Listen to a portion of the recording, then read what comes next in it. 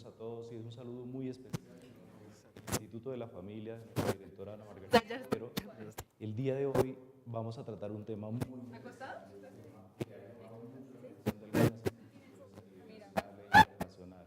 Vamos a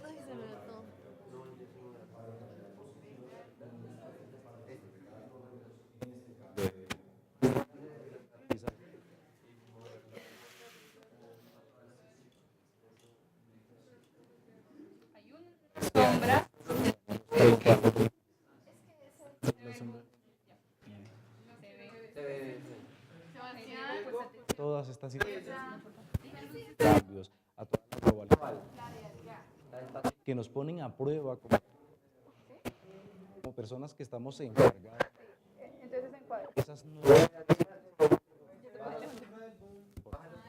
Entonces, ampliar un poco este tema de la parentalidad positiva. 6, 7, 8, 9, 10.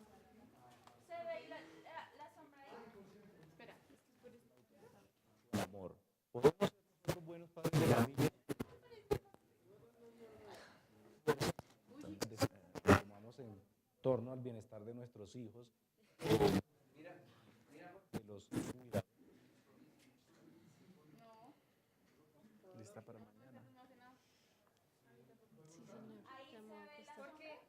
Que vamos a ir ampliando a lo largo de esta cátedra de familia y precisamente esos cambios, esas nuevas situaciones, esos elementos que median la comunicación, que median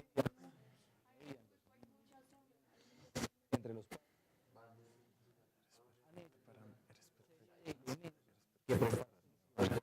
todo elementos que aprender como padres y cuidadores en esta valiosa. Entonces, la parentalidad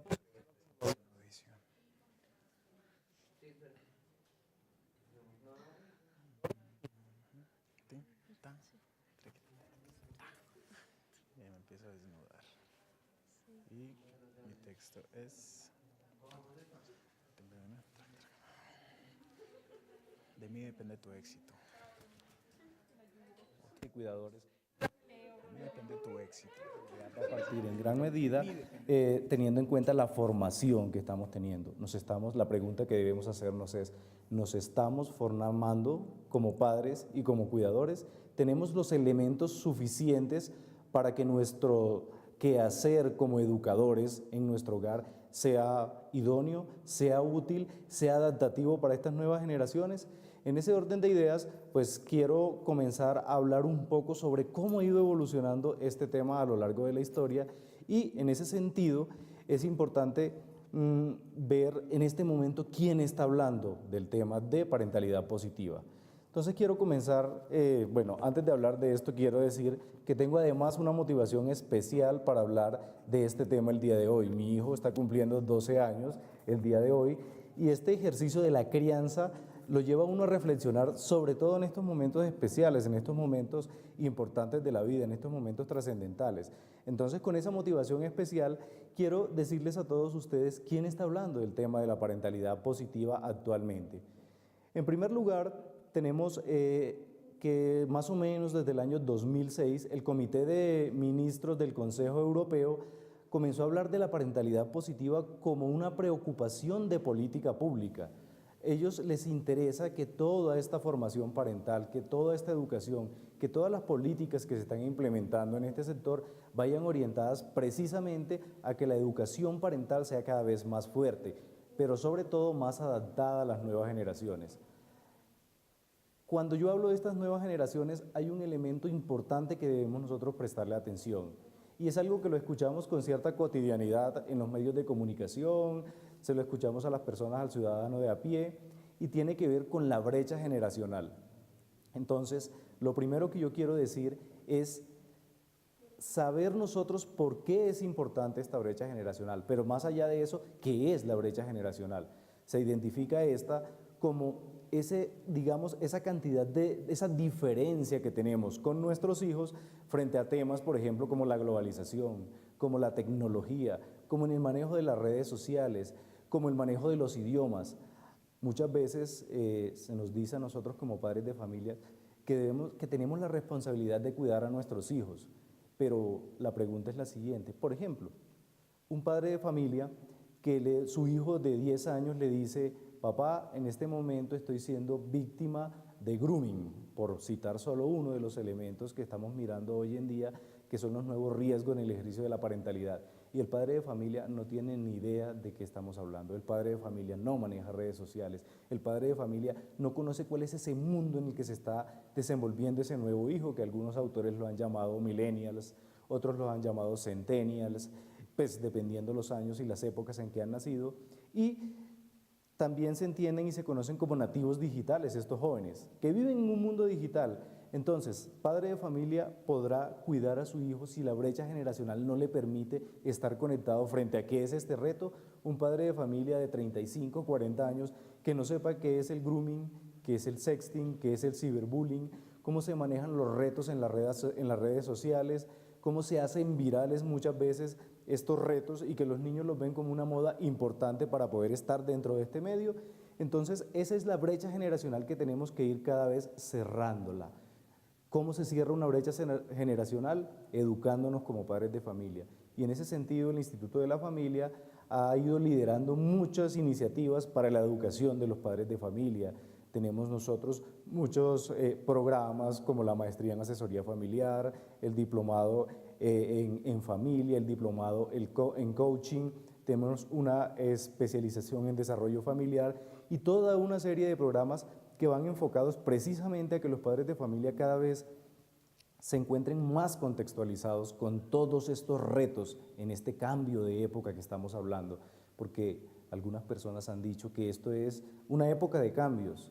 No, vamos a hablar de un cambio de época, es una época diferente, es una época globalizada, es una época que nos implica una serie de elementos que llaman la atención de los entes que estamos educando, porque tenemos que modificar esa educación parental para que podamos asegurar ese futuro de las nuevas generaciones.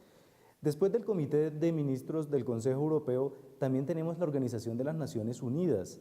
Ellos se han enfocado y han hablado de parentalidad positiva. Hace muy poco hubo un encuentro muy importante internacional frente a parentalidad positiva y los temas que ellos están trabajando son ayudar a los padres a través de programas de educación parental. Es decir, la parentalidad positiva se fundamenta especialmente en la educación. En Colombia, para ir llegando un poco a nuestro contexto, tenemos que el Congreso de la República de Colombia tiene algunas iniciativas y nosotros hemos desde la academia apoyado estas iniciativas y son orientadas a la educación parental, el cual ellos han denominado como un aspecto fundamental en la formación de los menores. Entonces, esa educación parental ya se está trabajando para que se convierta en una política pública, pero sobre todo en una política pública que se mantenga en el tiempo y que sea sostenible. También en un reciente panel de familia que organizó la Universidad de La Sabana y el Instituto de la Familia, tuvimos como invitados del ICBF y en el ICBF se está hablando de entrenamiento parental, cómo en sus programas de promoción, de prevención, de educación se está trabajando de este entrenamiento parental. Todo este recuento que les estoy haciendo es para que ustedes vean cómo un concepto que es la educación, que es la crianza, que es un concepto que ha existido toda la vida, ha ido evolucionando y esa evolución que hoy en día la estamos llamando parentalidad positiva obedece precisamente a esos cambios que estamos teniendo en esta época que nos ha traído retos. Específicamente después del ICBF también tenemos la Universidad de La Sabana. A mitad de este año vamos a desarrollar un congreso internacional y este congreso internacional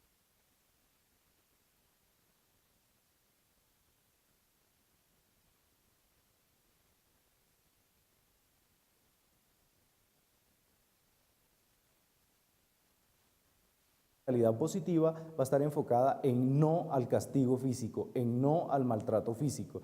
Entonces, vemos cómo se ha ido desde el plano internacional hasta el plano nacional, a nuestro plano local, a nuestra academia, a nuestra realidad, cómo se ha ido evolucionando este tema, cómo ha adquirido importancia, cómo ha adquirido fuerza. Ahora, quiero mencionarles en esta misma dinámica algunos elementos claves que se han dicho en estos entes internacionales que ya hemos citado sobre la parentalidad positiva. Por ejemplo, la Asamblea General de la ONU ha declarado recientemente frente a una discusión que han tenido sobre el papel de los padres para garantizar el bienestar de las familias y los niños.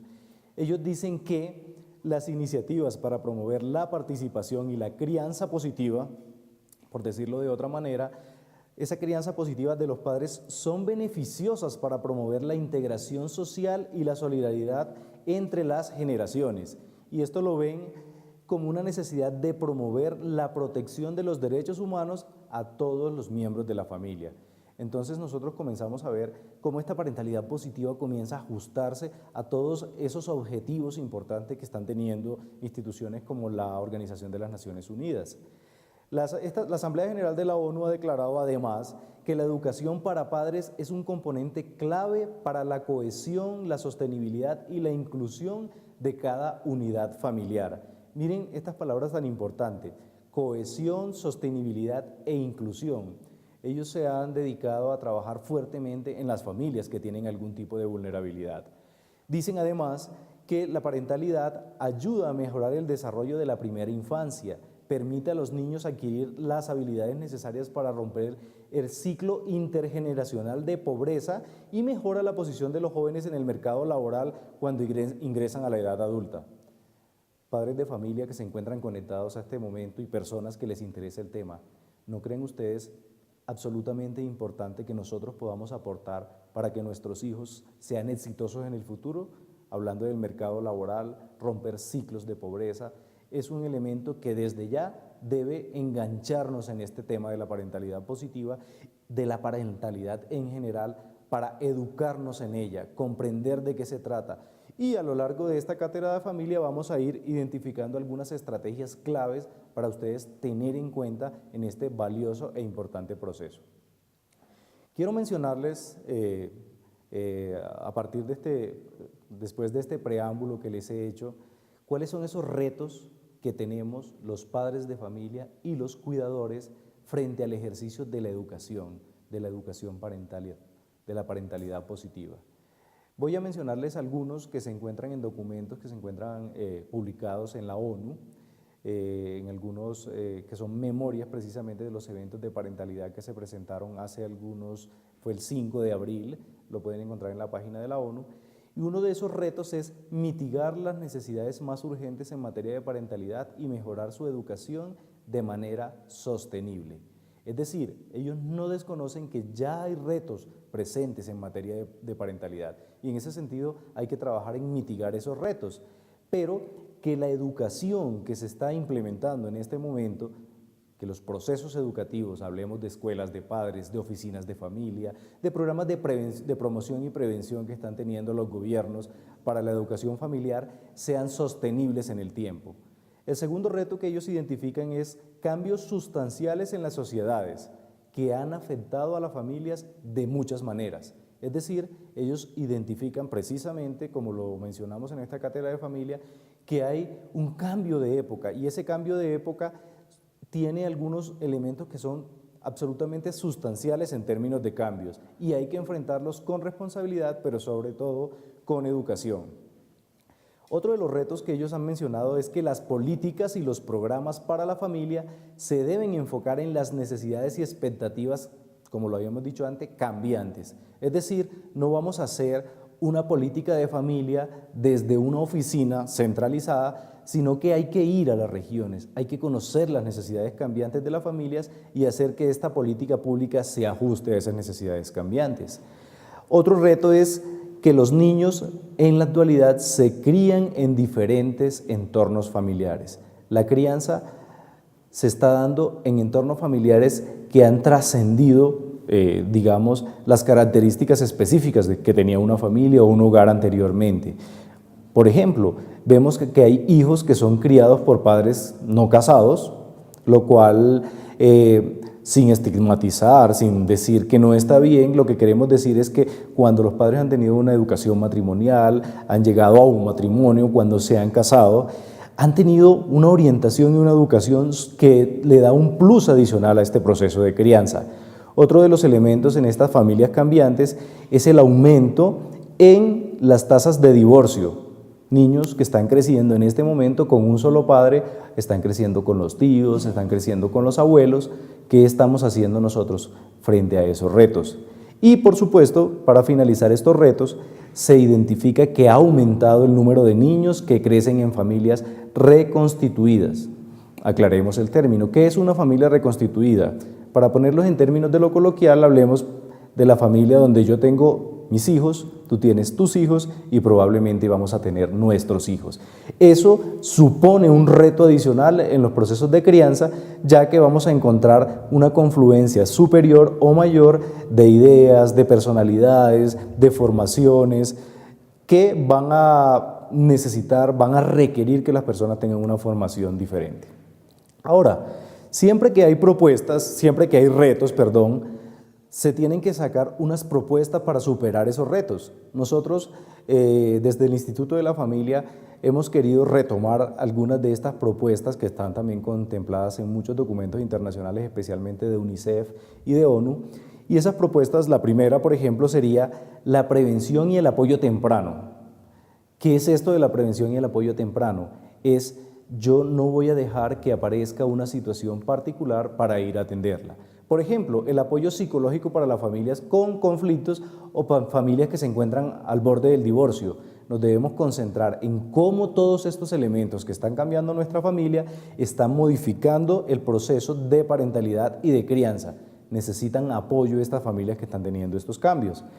Otro de las propuestas es diseñar políticas para que las familias necesitadas no sean castigadas o estigmatizadas por sus dificultades.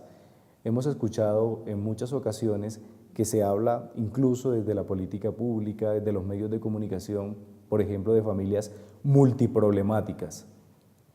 Cuando nosotros, las personas que manejamos técnicamente todos estos elementos, entendemos de qué se trata, pero la palabra en sí es una palabra que llega a ser estigmatizante para la familia. Es una familia multiproblemática, sobre todo es una familia que necesita ayuda, sobre todo es una familia que necesita educación. Entonces las políticas se están enfrentando para que todos estos elementos que tenemos hoy en día como política pública no terminen estigmatizando a las familias. Por otro lado, tenemos como propuesta que las reformas educativas estén orientadas a la creación de una sociedad más sensible a la familia. He leído en algunos documentos científicos y algunos divulgativos que nuestra sociedad se ha enfocado mucho en la parte técnica, en enseñarle a las personas cómo ganarse la vida, en enseñarle a las personas cómo ser exitosos, cómo ganar dinero, por ejemplo, pero nos hemos olvidado un poco en enseñarle a las personas cómo formarlos para la familia. En ese sentido, aprovecho para decir que nosotros como Universidad de La Sabana, en todas nuestras carreras, tenemos una formación específica en temas de familia. Estamos siguiendo el trabajo de los jóvenes en sus temas de elección de pareja, de sexualidad, de afectividad, de preparación para el matrimonio, de manejo del noviazgo, y esa es una de las propuestas que desde ya nosotros estamos trabajando de manera temprana, como lo habíamos mencionado anteriormente. Otra de las propuestas es que haya un diálogo más cercano entre los investigadores y los profesionales para identificar los conductores, ellos lo han denominado los conductores que son relevantes en el bienestar de las familias, es decir, cómo la academia, cómo la investigación que estamos haciendo las personas que nos interesa la familia en este momento, se unen con todas las fuerzas vitales de un país, los que crean políticas, los que manejan economía, para que todos estos esfuerzos sean contextualizados y, como lo dice la última propuesta, que las políticas de familia deben ser mejoradas basadas en la evidencia científica. Todo esto se da con un trabajo articulado que tiene que partir precisamente de esa conciencia social que se genera desde la academia y desde todos los sectores que tienen que ver con el bienestar de la familia. Ahora, para entrar en materia después de este abrebocas sobre quién está hablando de familia, sobre retos, ya los habíamos dicho, desde estamentos internacionales, pero también a nivel nacional y local, vamos a hablar ahora del núcleo de esta cátedra de familia. Lo hemos denominado autoridad en la crianza de los hijos, estrategias para ejercer una parentalidad positiva.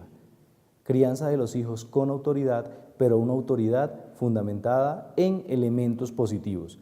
Quiero decirles, para darle piso a todo este trabajo, que los principales exponentes de la parentalidad positiva es Diana Bowring. Tenemos algunos estudios importantes que ella ha hecho en California, específicamente en Berkeley. También tenemos algunos estudios de Issersdum, de Bakermans, de Cranenburg, estudios muy recientes del año 2018, también de Andrade y Betancourt en Colombia. Y todos estos estudios nos llevan a nosotros a reflexionar sobre, ¿estamos despertando en realidad sobre la necesidad de hacer una buena crianza con nuestros hijos? En ese orden de ideas comenzamos nosotros a entender la parentalidad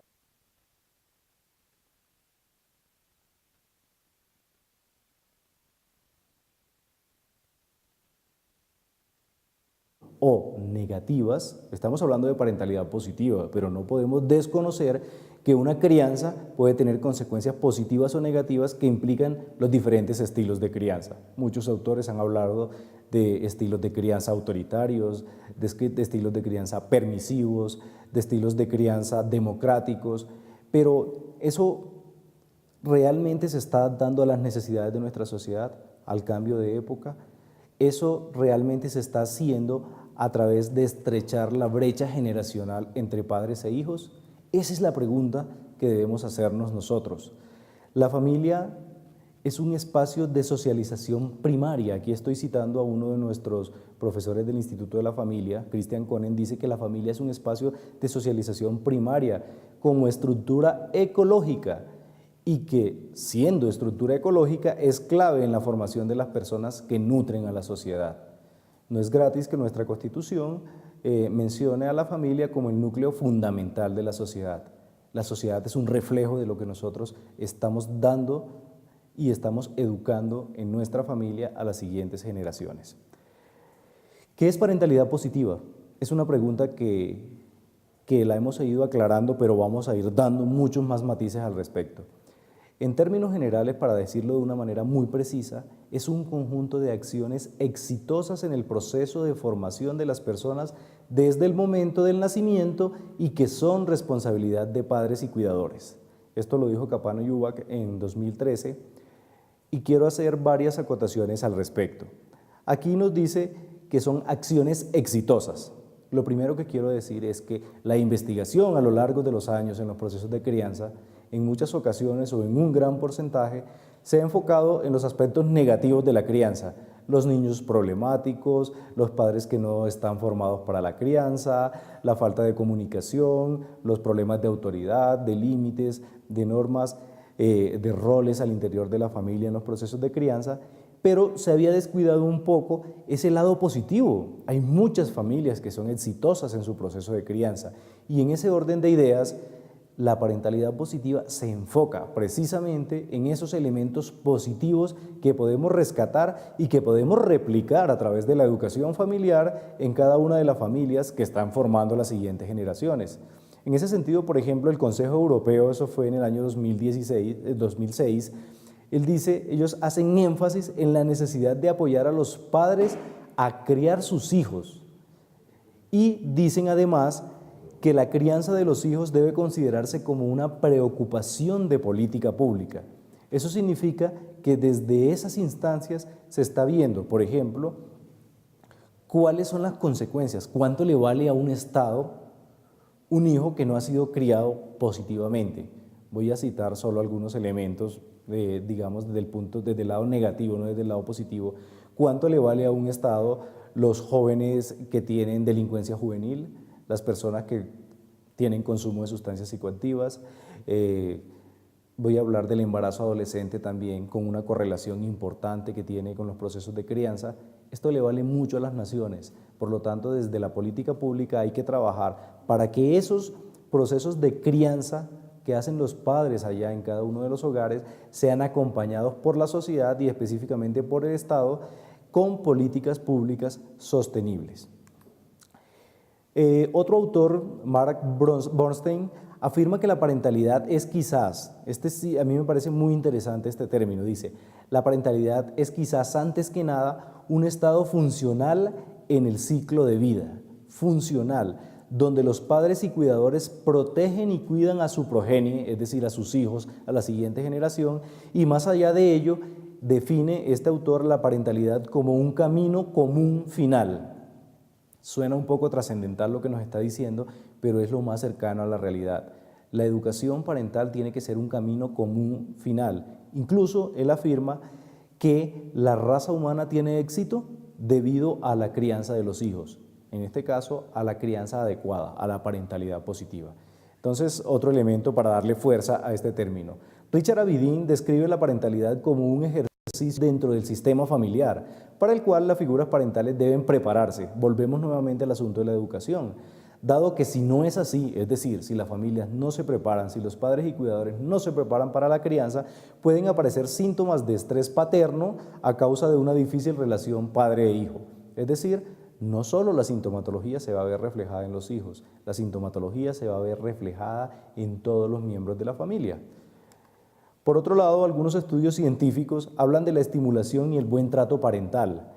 Esto Crum, Vargas y Lemos en 2015, Vargas, Lemos y Oros en 2015, dice que la estimulación y el buen trato parental generan aportes significativos en el desarrollo, configuración y funcionamiento cerebral temprano, cuestión que nos interesa mucho a los padres de familia y que más allá de un suplemento alimenticio que nos ayuda a que el cerebro de nuestros hijos se desarrolle de una manera fuerte, por supuesto es importante la leche materna, todos estos elementos, la estimulación y el buen trato parental, que ahorita vamos a hablar cuestiones que tienen que ver con esto como el apego seguro, ayudan precisamente a ese desarrollo cerebral y por otro lado, en el mismo sentido, se ha podido evidenciar que la parentalidad positiva es un predictor en el desempeño escolar de los niños y niñas, uno de los elementos por los cuales los padres de familia más consultan a la asesoría familiar, más consultan a la consulta psicológica, hacen todos estos elementos.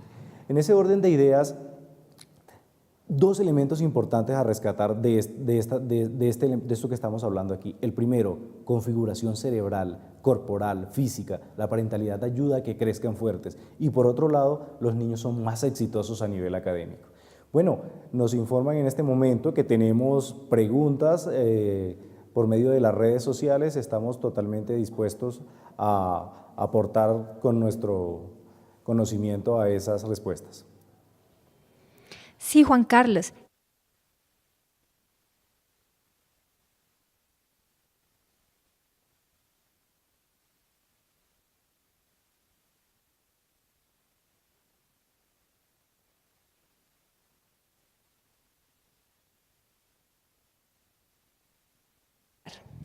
Bueno, muchas gracias a nuestra estudiante, es una pregunta muy interesante, pero es una pregunta que se ha hecho hace mucho tiempo y que puedo responderla de muchas maneras, pero me voy a centrar en algo muy importante y lo vamos a ampliar más adelante y es el tema del apego. Para nosotros que hemos hecho algunas investigaciones a nivel nacional con padres de familia, nos hemos podido evidenciar lo que ella dice. Uno va a las escuelas de padres, a las capacitaciones, a las entregas de notas y ve una influencia pobre de padres de familia, por un lado. Por otro lado, encontramos un desequilibrio en el género, van muchas más mamás, en este caso en el sexo de los padres de familia, van muchas más mamás que padres de familia a estas entregas de calificaciones. Cuando hablamos de la parentalidad positiva, uno de los elementos importantes y que vamos a ampliar es el apego seguro, cuando un niño siente que para su padre no es importante el proceso que él está teniendo. Y muchas veces coincide esto con que los niños tienen fracaso escolar, problemas en las notas, y los padres de familia además no los acompañan en este proceso familiar, en este acompañamiento que hace parte, es una de las esferas de la familia, la esfera educativa. Entonces, este niño comienza a tener un apego no seguro, por decirlo en términos de lo que acabamos de mencionar, comienza a sentir que no es importante para sus padres, comienza a sentirse sin autoridad, sin orientación, sin elementos que lo ayuden a encaminarse nuevamente en un proceso académico exitoso y naturalmente esto genera un desequilibrio y por lo tanto suma en un fracaso escolar. Bueno, ¿tenemos más preguntas o seguimos con la...? Listo. Entonces, siguiendo con todos estos elementos que fundamentan nuestra parentalidad positiva, comencemos a hablar ya de la práctica de la parentalidad positiva. Vamos a tocar un tema que nos ha mencionado una de nuestras profesoras investigadoras del Instituto de la Familia, que es Victoria Cabrera. Ella tiene una publicación del año 2016 y ella afirma que los padres dentro de su misión están comprometidos a trabajar para formar hijos sanos, educados y con un grado de madurez que les permita discernir para saber enfrentar la vida. Uno de los títulos de esta profesora es «Soy tu hijo, enséñame a volar». Es decir, soy tu hijo, estoy contigo, estoy cerca a ti, pero necesito que me des las herramientas suficientes para enfrentarme a la vida en un cambio de época, para enfrentarme a una vida que cada vez tiene retos superiores, que tiene, digamos, situaciones cambiantes que pueden llegar a generar peligro en los niños. Y en ese orden de ideas quise tomar esto como un preámbulo para hablar de un tema que me parece clave en la educación y es la sobreprotección. ¿Qué es eso de la sobreprotección? Muchos padres de familia, voy a decirlo así, y esto es parte de la experiencia que tenemos en nuestras capacitaciones, en nuestras educaciones, en el trabajo que tenemos con escuelas de padres, con oficinas de familia. Muchos padres de familia, en nombre del amor, no permiten que sus hijos desarrollen las estrategias necesarias para que puedan superar y enfrentar todas esas cosas. ¿A qué me refiero específicamente? Son padres de familia que le solucionan todo a sus hijos. Son padres de familia que quieren tener a sus hijos en una, voy a decirlo así, perdónenme la metáfora, en una burbuja de cristal. Y estos niños que han tenido todo fácil en la vida, que todo les ha llegado de una manera como por arte de magia, lo que se sabe a través de las investigaciones científicas es que son niños que tienen una tolerancia a la frustración muy baja, por un lado. Por otro lado, tienen una capacidad para resolver conflictos casi nula y, lo más grave, yo siempre lo dejo de último, son niños que son fácilmente manipulables. Entonces tenemos allí, por ejemplo, un caldo de cultivo para el pandillismo, para la delincuencia juvenil, para el consumo de sustancias psicoactivas. En algunos casos se encuentra correlación con el embarazo adolescente, con la fragilidad en las relaciones afectivas, porque son niños que no han tenido la posibilidad, por la crianza que han recibido, de tener todas estas herramientas para desarrollar esa capacidad, para superar estas situaciones. En palabras de Miguel de Zuviría, que es uno de los investigadores en términos comportamentales de infancia más importantes que tiene el país, la sobreprotección es una de las peores agresiones que yo le puedo hacer a mi hijo.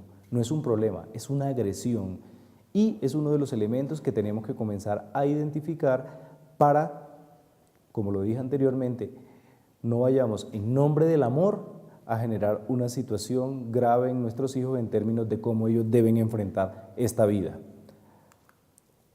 Ahora, nos hacemos la siguiente pregunta cuando hablamos de parentalidad. ¿Qué puede afectar el ejercicio de la parentalidad positiva? ¿Qué elementos se encuentran mediando día a día en nuestro ambiente cotidiano, en nuestro hogar, en nuestras familias, que ya dijimos por los retos que tenemos en este cambio de época, que son familias de padres no casados, que son familias donde solo el padre o solo la madre está cuidando al niño, o el niño está siendo cuidado por los abuelos o los cuidadores, o son familias reconstituidas? ¿Cuáles son esos elementos que encontramos que pueden amenazar la parentalidad positiva, entendida como el ejercicio exitoso de toda la crianza? El primer elemento es la violencia. Difícilmente, como padres de familia, nosotros podríamos pedirle a nuestros hijos que no sean violentos cuando ellos se han criado en un ambiente de violencia. Hace algunas horas conversaba con una profesora del Instituto de la Familia, especialista en asesoría familiar, sobre cómo muchas veces las situaciones anormales, como para darle un término, es totalmente arbitrario hablar de normalidad o anormalidad, pero cómo las situaciones anormales se convierten en normales cuando hay un contexto anormal. ¿Cómo es este juego de palabras? Muchas veces el contexto es un contexto donde se ha naturalizado la violencia, donde gritar, donde golpear, donde maltratar, donde ser indiferente, entendida la indiferencia como otro tipo de violencia, es algo natural. Entonces, ser grosero, ser abusivo, golpear, ser indiferente, se hace natural en el contexto. La violencia es uno de los elementos que más amenaza el ejercicio de una sociedad sostenible en materia de personas que aprenden a amarse a sí mismos, respetando la dignidad humana, respetando primero su propia dignidad y de esa manera respetando la dignidad de los demás.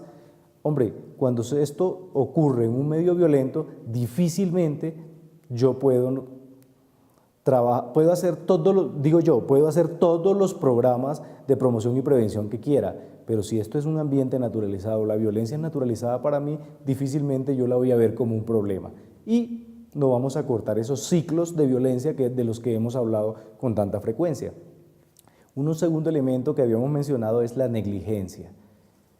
Entonces nos vamos al otro extremo. Habíamos hablado de padres de familia que son sobreprotectores, pero tenemos por otro lado padres de familia que son negligentes, padres de familia que no han entendido la responsabilidad, no solo legal que tienen, sino social y antropológica, si se quiere, en la crianza. Entonces son padres de familia que no están que han faltado a estos derechos fundamentales de los niños, como un derecho a un buen nombre, un derecho a la educación, a la alimentación, al cuidado, al derecho al amor. Estas personas, a través de la negligencia, están replicando todos estos ciclos de dificultades que estamos viendo y que se están reflejando en nuestra sociedad. Otro elemento importante que amenaza la parentalidad positiva es la falta de estimulación. Muchas veces nosotros, voy a citar una frase que dijo un investigador de nuestra Universidad de La Sabana, Francisco Lamus. Francisco Lamus, en algún momento, en una investigación que se llama El inicio parejo de la vida, menciona que los padres de familia en muchas ocasiones hacemos un excelente cuidado veterinario de nuestros hijos. Esta frase, cuando yo lo digo en mis capacitaciones, es una frase que golpea a las personas. ¿Cómo así que estamos haciendo un excelente cuidado veterinario de nuestros hijos? Cuando hablamos de la negligencia, precisamente eso se ve, dirán algunos padres, pero yo a mi hijo lo tengo en las mejores escuelas, lo tengo muy bien alimentado, está muy bien vestido, tiene todos los elementos importantes, como ocurre en una escuela veterinaria, pero le pregunto a uno de estos padres de familia, ¿ustedes saben a qué le tiene miedo su hijo? ¿Saben cuáles son los sueños de su hijo? ¿Sabe su hijo qué es el anhelo más importante que tiene? ¿Cuáles son los asuntos que para él son claves en la vida? ¿Usted lo acompaña en eso?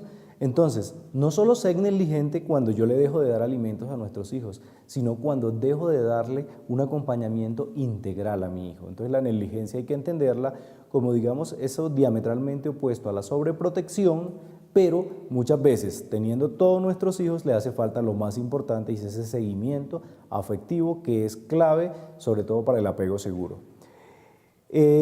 Finalmente, en cuanto a esto que habíamos mencionado nosotros como lo que puede afectar a la parentalidad positiva, entre otros, tenemos no pedir ayuda.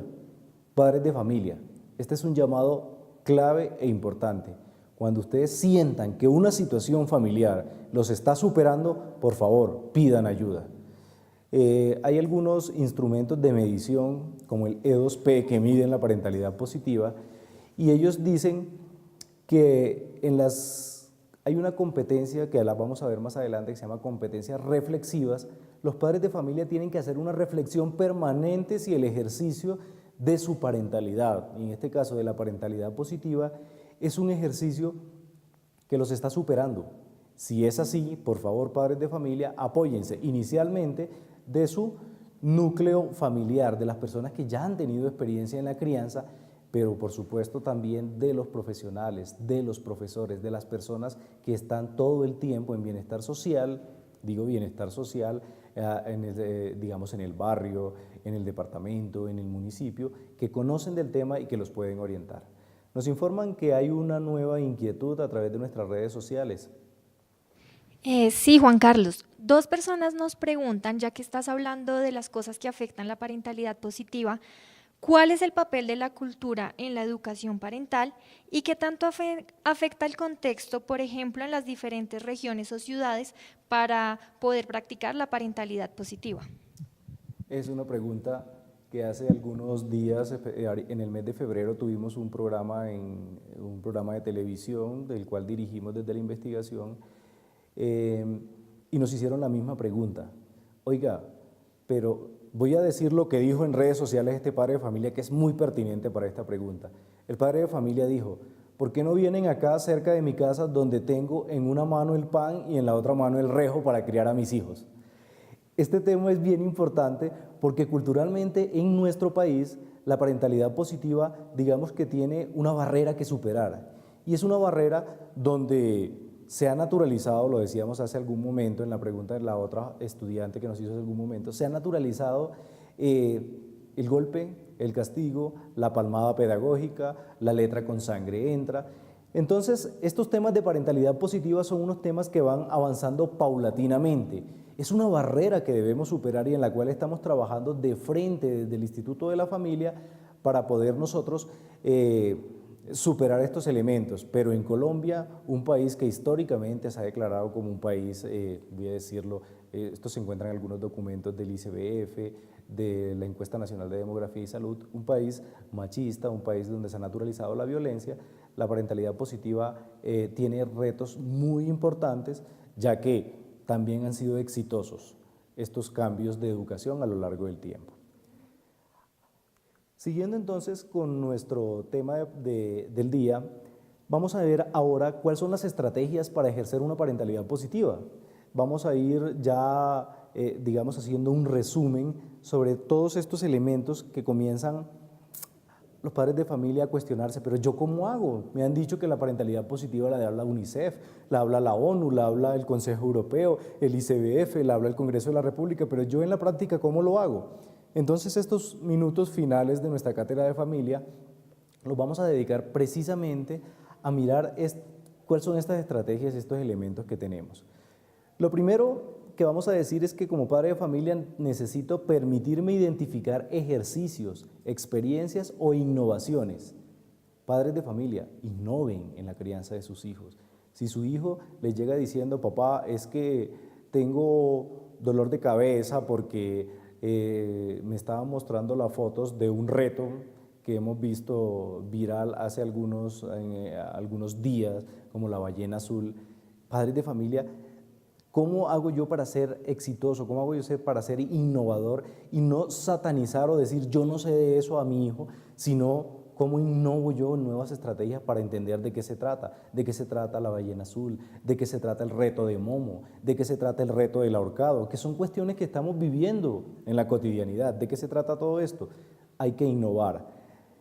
La familia podría incorporar en su vida cotidiana todos estos elementos innovadores para favorecer diversas áreas del desarrollo infantil, pero se deben tener en cuenta varios factores.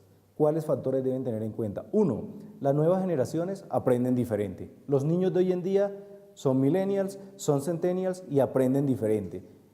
Para darles coloquialmente una información, los niños hoy en día no aprenden con la cantaleta. Algunos estudios han demostrado que la atención de los niños hoy en día se encuentra entre 7 y 16 segundos. Después de eso, la atención se centra y usted queda hablando, voy a decirlo así entre comillas, queda hablando solo. Los niños de hoy aprenden diferente. Los intereses de ellos son variados. Hoy en día a ellos les interesa la tecnología, la globalización. ¿Soy capaz yo como padre de familia de disminuir esta brecha generacional de la que hablamos hace algún momento, precisamente para, a través, por ejemplo, de la tecnología, llegarle a mi hijo a una educación más cercana, mostrarle los peligros, pero no mostrarle los peligros desde mi silla y desde mi cantaleta, sino desde mi propio celular a mi hijo? Mira, es que esto está pasando. ¿Soy capaz yo de comprender, de entender, de seguir las redes sociales con mis hijos, de entrar en ese mundo con ellos? Y lo había dicho antes, los niños se aburren rápido, las nuevas generaciones se aburren rápido. Los temas repetitivos no son para ellos. Estos jóvenes con esta estrategia no retienen información. Claves para ir arrancando en esto. Hay que reconocer, y esto lo cito a partir de unos escritos que ha hecho nuestro profesor Juan Camilo Borges y que los podemos encontrar en la red también, tenemos que reconocer la existencia de dificultades para educar a los hijos. Existen dificultades, ¿como cuáles? Presiones sociales, distorsión de los valores, ausencia de la autoridad, dispersión del ámbito hogareño, incomunicación, influencia de los medios de comunicación, horarios laborales. El año pasado terminamos una investigación de caracterización de la familia bogotana y una de las categorías emergentes, uno de los elementos nuevos que surgió como elemento para identificar es que la familia está teniendo dificultades porque cada vez tiene menos tiempo. Las distancias laborales son mucho más largas, el tráfico está afectando mucho. O sea, la existencia de dificultades está en nuestra realidad cotidiana. La idea es, ¿estamos preparados para enfrentarlos? ¿Sí o no? Esa es la pregunta que debemos hacernos. En tanto competencias parentales positivas, quiero decirles para ir aclarando ya elementos más específicos de cómo se hace, algunos elementos que ha acuñado en el año 2015 Esteban Gómez Mucio y Magdalena Muñoz, que ellos desarrollaron una escala de parentalidad positiva que se llama E2P, y ellos dicen que las competencias parentales positivas específicamente son de 4 tipos. Son competencias vinculares, formativas, competencias de protección o protectoras y competencias reflexivas. Repito, competencias vinculares, formativas, protectoras y reflexivas. Estas competencias vinculares básicamente son las que estrechan todos estos elementos que habíamos mencionado hace algún momento en términos de apego seguro y todos estos elementos que son claves en la formación de los niños. Las competencias formativas tienen que ver con todas esas estructuras educativas que yo tengo en mi casa, que yo implemento con mis hijos para que ellos puedan tener una formación, pero no lo olviden, ya lo habíamos mencionado, una formación integral. Y finalmente, seguidamente tenemos competencias parentales protectoras que son específicamente orientadas al cuidado. No se le olvide que una de la función principal y fundamental de la familia es proteger a cada uno de sus miembros. Son todas estas acciones. Y finalmente las reflexivas, que ya habíamos mencionado algo, estoy reflexionando yo acerca del papel como padre que estoy llevando en este momento.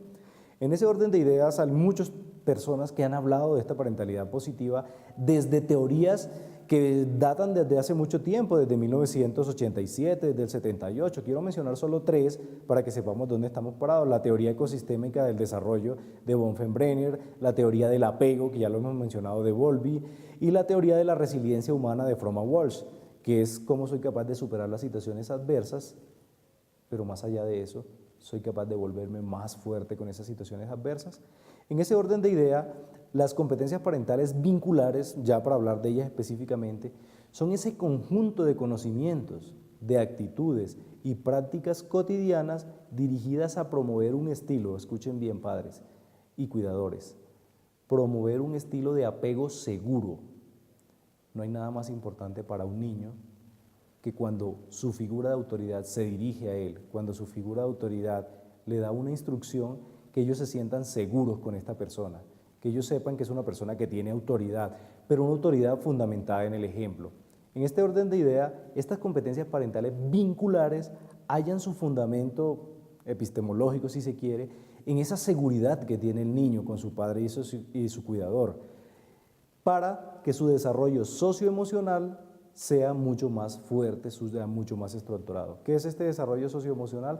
Son todos estos elementos que hacen que desde la parte interna del niño puede ir desarrollando todas las habilidades necesarias para que se pueda desempeñar con éxito en cada una de las esferas donde va a vivir como una persona adaptada a la sociedad. Hablo de la esfera educativa, hablo de la esfera afectiva, hablo de la esfera laboral, hablo de la esfera familiar.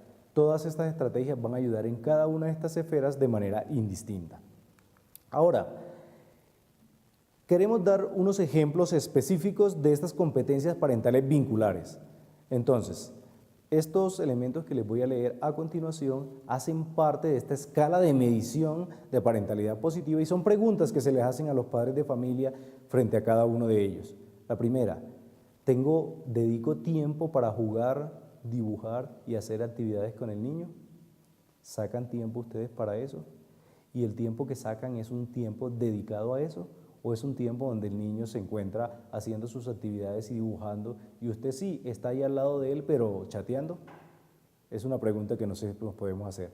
Segundo, identifico las causas si el niño está irritable, por ejemplo. Si un niño ustedes lo ven molesto, bravo, callado, ensimismado, triste, está llorando mucho, ustedes tratan de identificar cuáles son las causas que tiene este niño para sentirse de esta manera. ¿Ayudan ustedes a reconocer las emociones? Le pueden preguntar a su hijo, por ejemplo, ¿te sientes solo? ¿Te sientes triste? Muchas veces los niños sienten que algo les está pasando, pero no saben qué es lo que tienen. Entonces el niño tiene que aprender con su padre a decir, es que me siento solo, es que me siento triste, es que me siento abandonado, si vale la expresión.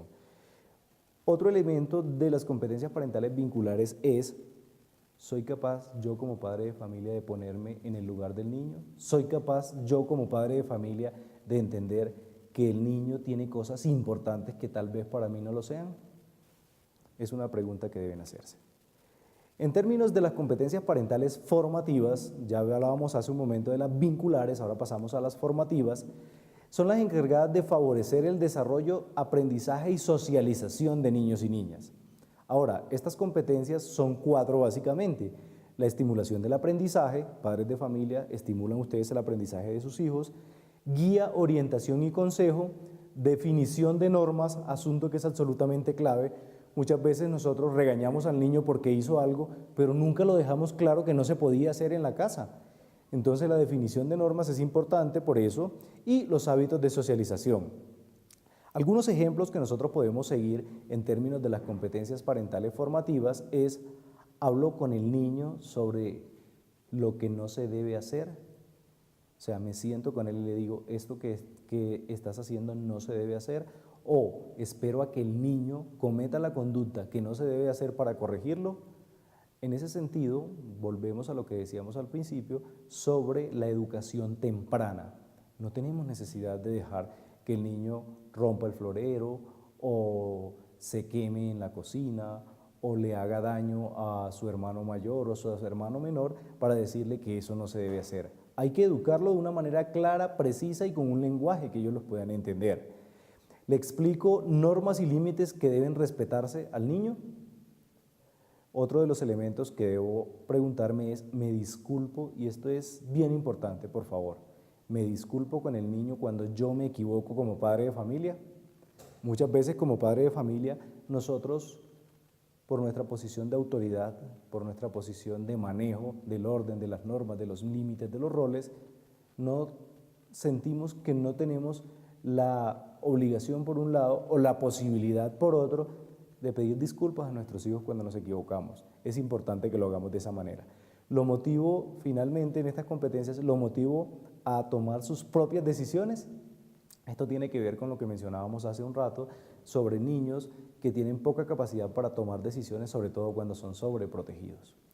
Pasando ahora a las competencias parentales protectoras, encontramos que son aquellas orientadas o dirigidas a cuidar y proteger adecuadamente a los niños y niñas, resguardando sus necesidades y desarrollo humano, garantizando sus derechos y favoreciendo su integridad física, emocional y sexual.